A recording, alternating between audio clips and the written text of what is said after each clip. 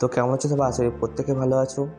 তো তোমাদের জন্য বলে রাখি, তোমাদের গতকাল অর্থাৎ 28 তারিখে তোমাদের রেজাল্ট প্লাস রুটিন দিয়ে দেওয়া হয়েছে এবং তোমাদের আজকে সেই রেজাল্ট নিয়ে আলোচনা করা হবে। তোমাদের মনে 4টে প্রশ্ন জেগেছে যে S Q R F Q মানে কি, কত পয়েন্টে কত নাম্বার পেয়েছি, পরীক্ষার খাতে কীভাবে রিভিউ করব, যদি কেউ অ্যাডমিট খুঁজে না পাও তো কী করবে। তো তোমাদের ফার্স্ট কোশ্চেনটা আমি ক্লিয়ার করি যে এস কিউ আর এফএস কি। তো যারা যারা পরীক্ষার রেজাল্টে এস কিউ পেয়েছো তারা কিন্তু অল ক্লিয়ার করেছো, অর্থাৎ তাদের কোনো রকম সাপ্লি নেই, ঠিক আছে। আর যারা যারা পরীক্ষায় এফএস পেয়েছো তাদেরকে বলি তোমরা সাপ্লি পেয়েছো। তো এটাই হচ্ছে এস কিউ আর এফএস এর মানে, বুঝতে পারলে? আশা করি তোমরা এস কিউ আর এফ কিউর মানে বুঝতে পেরেছো। এবার তোমাদের পরের প্রশ্ন, অর্থাৎ কত পয়েন্টে কত নাম্বার পেয়েছি। তোমরা প্রথমে গুগল অ্যাপটি ওপেন করবে এবং সেখানে গিয়ে SGPA2% বলে একটা ওয়েবসাইট রয়েছে, সেখানে যাবে, ফার্স্টে রয়েছে, এবং সেখানে গিয়ে তুমি যে পয়েন্টটা পেয়েছো সেটা এখানে দেবে। অর্থাৎ আমি এখানে দিই 4.4।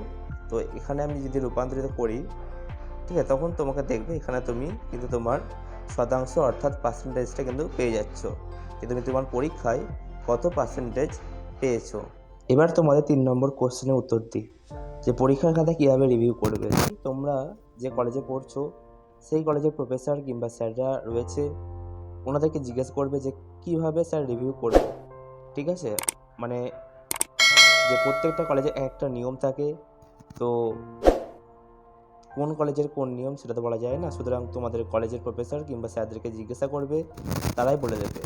এবং আরেকটা কথা বলে রাখি যে তোমরা রিভিউ যখন করবে তোমার পরীক্ষার খাতা, তখন কিছু টাকা হয়তো পে করতে হবে তার জন্য, ঠিক আছে।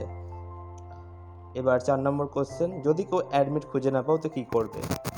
তো বলে রাখি, যারা অ্যাডমিট খুঁজে পাচ্ছ না তারা একটা কাজ করতে পারো।